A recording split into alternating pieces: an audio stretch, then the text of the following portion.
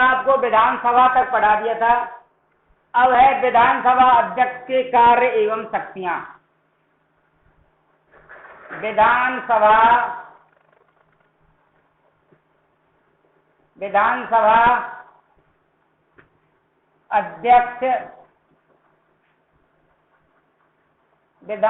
अध्यक्ष के कार्य एवं शक्तियां। विधानसभा अध्यक्ष के कार्य एवं शक्तियां।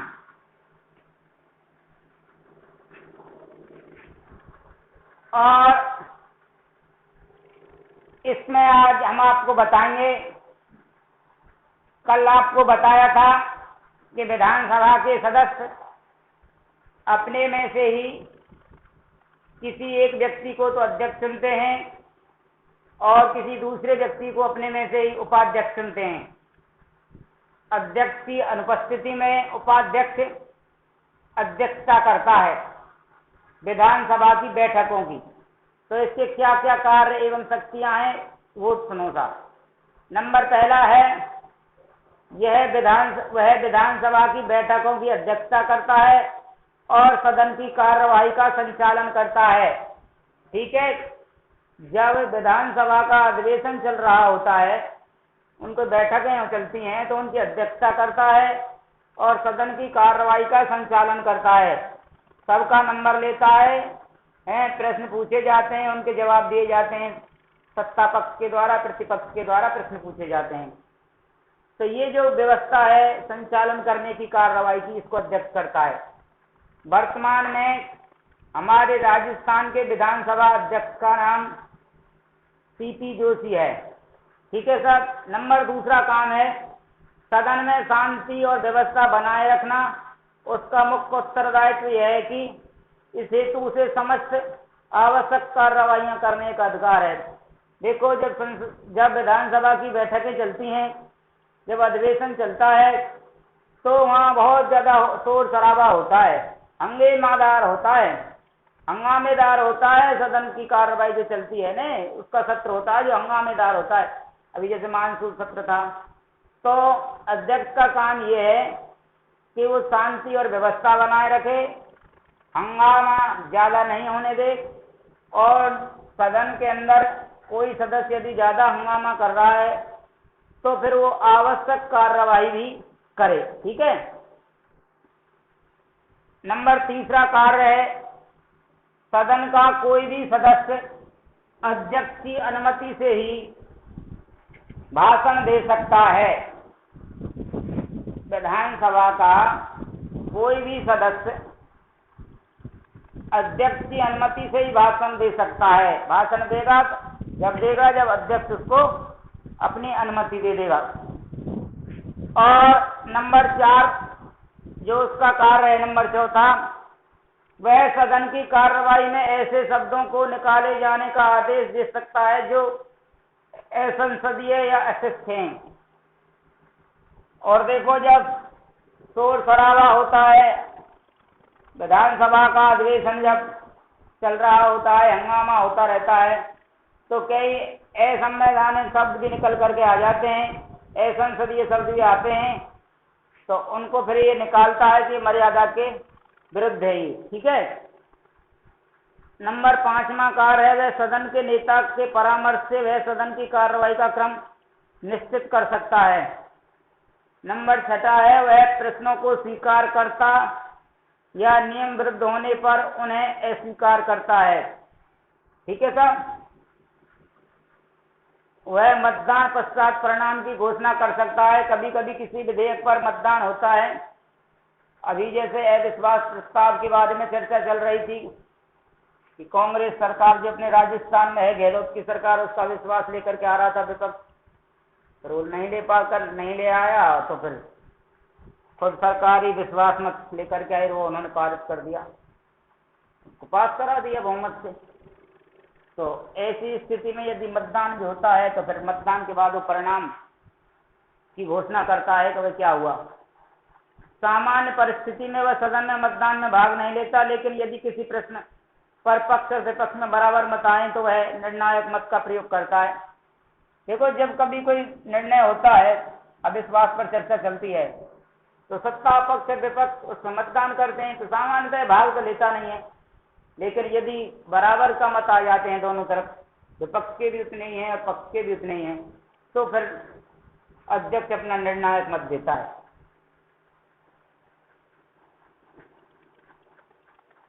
हाँ, वह विधेयक, कोई विधेयक धन विधेयक है अथवा नहीं, इसका निर्णय भी अध्यक्ष ही करता है। दल बदल संबंधी याचिकाओं पर निर्णय देता है। अध्यक्ष की अनुपस्थिति में इन सभी कार्यों का संपादन उपाध्यक्ष करता है। ठीक है सर। अब बारी आई है विधान परिषद की। विधानसभा पूरा हो गया, तुम्हारा विधानसभा का अध्यक्ष पूरा हो गया। अब विधान परिषद है। मैंने बताई थी ने, कहीं कहीं विधान मंडल के दो सदन हैं, विधानसभा और विधान परिषद। तो विधान परिषद हमारे राजस्थान में अभी विधान परिषद का गठन नहीं किया गया है। ठीक है, प्रस्ताव तो पास हो गया है, पर अभी गठन नहीं हो पाया है। विधानसभा को विधान परिषद की उत्पत्ति तथा समाप्ति के लिए संसद से सिफारिशें करने का अधिकार है। देखो, विधान परिषद का गठन करना है या विधान परिषद को हटाना है, इसका जो निर्णय करेगी वो विधानसभा करेगी, और विधानसभा अपना निर्णय करके संसद को भेजेगी, और संसद उसको 2/3 बहुमत से पारित कर देती है। तो गठन का मामला है तो गठन हो जाएगा, और उसको हटाने का मामला है तो, मतलब समाप्ति का मामला है तो समाप्ति हो जाएगी। ठीक है सर। अब है बारी सदस्य संख्या। देखो, विधान परिषद की सदस्य संख्या कितनी होनी चाहिए? सदस्य संख्या, विधान परिषद की सदस्य संख्या होनी चाहिए विधानसभा के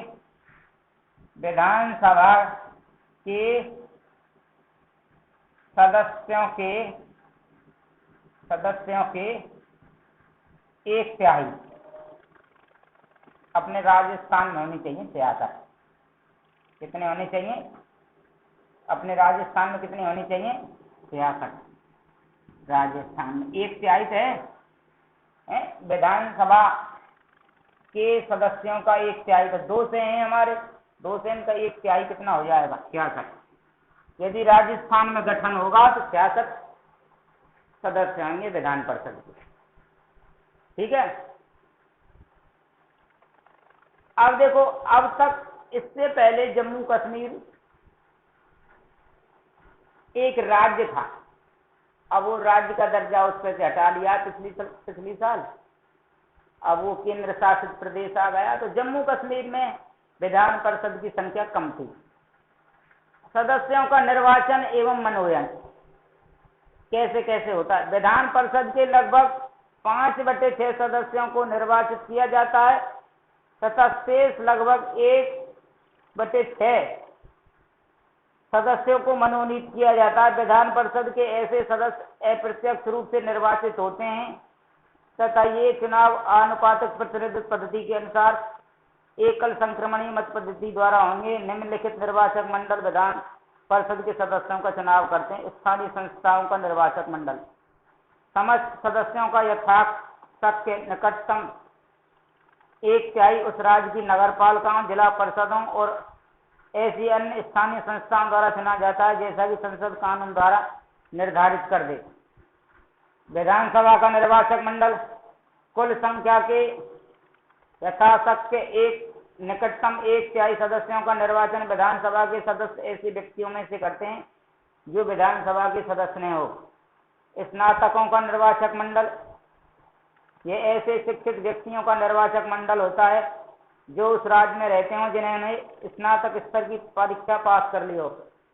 स्नातक स्तर का मतलब होता है BA, BCom और BSc। जिन्हें यह परीक्षा पास किए 3 वर्ष से अधिक हो चुके हैं, यह निर्वाचक मंडल कुछ सदस्यों के यथाशक्य निकटतम 1/12 भाग को चुनता है। अध्यापकों का निर्वाचक मंडल, इसमें वे अध्यापक होते हैं जो राज्य के अंतर्गत किसी माध्यमिक विद्यालय या इससे उच्च शिक्षण संस्था में 3 वर्ष से पढ़ा रहे हैं। यह निर्वाचक मंडल कुल सदस्यों का यथाशक्य निकटतम 1/12 भाग को चुनता है। राज्यपाल द्वारा मनोनीत सदस्य उपयुक्त प्रकार के कुल सदस्य संख्या के लगभग 5/6 सदस्यों को तो निर्वाचित किया जाता। शेष अर्थात कुल संख्या के लगभग 1/6 सदस्य राज्यपाल द्वारा उन व्यक्तियों में से मनोनीत किए जाते हैं जो साहित्य, विज्ञान, कला, सहकारिता और समाज सेवा के क्षेत्र में विशेष रुचि रखते हों। सदस्यों की योग्यताएं। अब देखो साहब, विधान परिषद का सदस्य बनने के लिए क्या योग्यताएं चाहिए? सदस्यों की योग्यताएं। सदस्यों की योग्यताएं।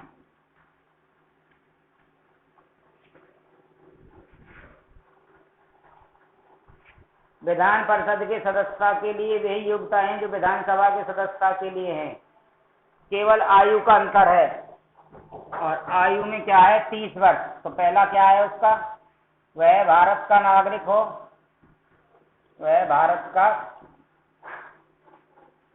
नागरिक हो। नंबर 2, वह 30 वर्ष की आयु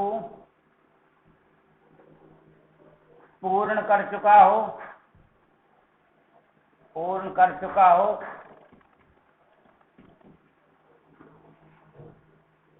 पागल या दिवालिया नहीं हो,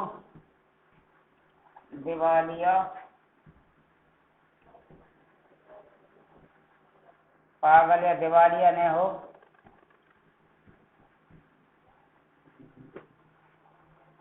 किसी लाभ के पद पर न हो, किसी लाभ के पद पर न हो। ये है मामला था। ठीक है जी।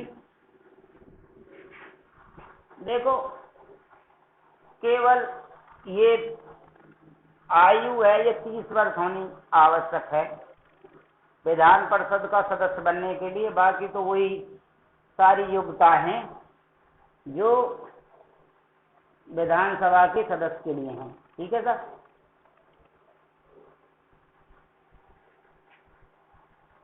विधान परिषद के सदस्यों की योग्यताएं विधानसभा की सदस्यता के लिए हैं। अंतर केवल यह है कि विधान परिषद की सदस्यता के लिए आयु 30 वर्ष होनी चाहिए।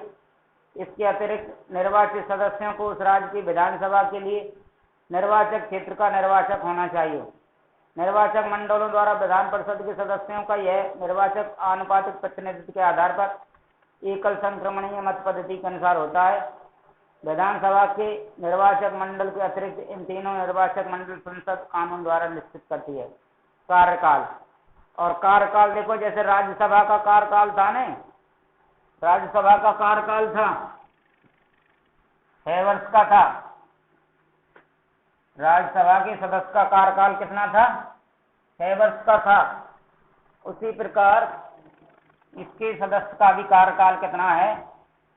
कार्यकाल 6 वर्ष का।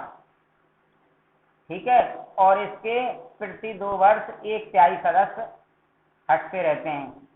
खुद तो ये स्थायी सदन है, स्थायी सदन। विधान परिषद क्या है? स्थायी सदन है खुद तो, लेकिन सदस्यों का कार्यकाल कितना है? सदस्य का कार्यकाल कितना है? 6 वर्ष का है। और इसके 1/3 सदस्य प्रति 2 वर्ष बाद सेवानिवृत्त होते रहते हैं और उनकी जगह नए लेते रहते हैं। ठीक है सर। विधान परिषद इस दृष्टि से स्थायी है कि पूरी विधान परिषद कभी भंग नहीं होती और उसे राज्यपाल द्वारा भी भंग नहीं किया जा सकता। विधान परिषद के सदस्यों का कार्यकाल 6 वर्ष है। प्रति 2 वर्ष के पश्चात एक तिहाई सदस्य अपना पद छोड़ देते हैं और उनके स्थान पर नए निर्वाचित होते रहते हैं। पदाधिकारी विधान परिषद अपने सदस्यों में से एक सभापति और एक उपसभापति का चुनाव करती है। विधान परिषद को इन्हें पद से हटाने का भी अधिकार है। विधान परिषद के कार्य एवं शक्तियां। विधान परिषद के कार्य एवं शक्तियां।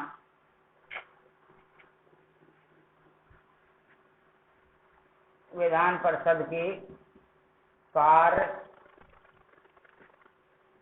एवं शक्तियां।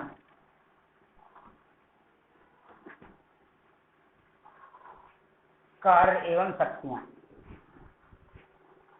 पहला है कानून निर्माण संबंधी कार्य। कानून निर्माण संबंधी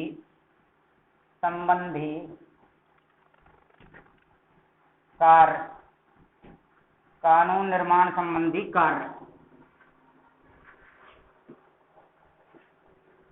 धन विधेयक को छोड़कर अन्य विधेयक राज्य विधानमंडल के किसी भी सदन में प्रस्तावित किए जा सकते हैं तथा ये विधेयक दोनों सदनों द्वारा स्वीकृत होने चाहिए। लेकिन इसके साथ ही संविधान के अनुच्छेद 197 में कहा गया है कि यदि कोई विधेयक विधानसभा में पारित होने के पश्चात विधानसभा द्वारा अस्वीकृत किया जाता है तो या परिषद विधेयक में ऐसे संशोधन करती है जो विधानसभा को स्वीकार नहीं होते या परिषद के समक्ष विधेयक रखे जाने की तिथि से 3 माह तक विधेयक पारित नहीं किया जाता तो विधानसभा उस विधेयक को पुनः स्वीकृत करके विधान परिषद को भेजती है। यदि विधान परिषद विधेयक को पुनः स्वीकृत कर देती है अथवा विधेयक रखे जाने की तिथि से 1 माह बाद तक विधेयक पास नहीं करती, अब परिषद विधेयक में पुनः ऐसे संशोधन करती है जो विधानसभा को स्वीकार नहीं होते तो विधेयक विधान परिषद द्वारा पारित किए जाने के बिना दोनों सदनों द्वारा पारित समझा जाएगा। इस प्रकार विधान परिषद किसी साधारण विधेयक को केवल 4 माह तक रोक सकती है। विधान परिषद किसी विधेयक को समाप्त नहीं कर सकती। कार्यपालिका संबंधी कार्य। कार्यपालिका संबंधी कार्य। कार्यपालिका संबंधी कार्य। विधान परिषद के सदस्य मंत्री परिषद के सदस्य हो सकते हैं। विधान परिषद प्रश्नों, प्रस्तावों तथा वाद विवाद के आधार पर मंत्री परिषद को नियंत्रित कर सकती है, किंतु उसे मंत्री परिषद को अपकृत करने का अधिकार नहीं है। यह कार्य केवल विधानसभा के द्वारा ही किया जाता है, क्योंकि सरकार को बहुमत कहाँ होना चाहिए? विधानसभा में होना चाहिए। अब है नंबर 3 वित्त संबंधी कार्य। वित्तीय कार्य। वित्त संबंधी कार्य।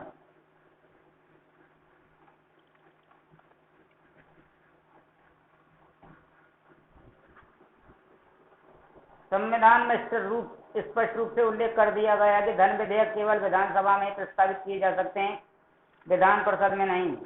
विधानसभा जब किसी धन विधेयक को पारित कर सिफारिशों के लिए विधान परिषद के पास भेजती है तो विधान परिषद 14 दिन तक विधेयक को अपने पास रोक सकती है। यदि वह 14 दिन के भीतर अपनी सिफारिशों सहित विधेयक विधानसभा को नहीं लौटाती तो वह विधेयक उस रूप में दोनों सदनों से पारित समझा जाएगा। उस रूप में उसे विधानसभा ने पारित किया था।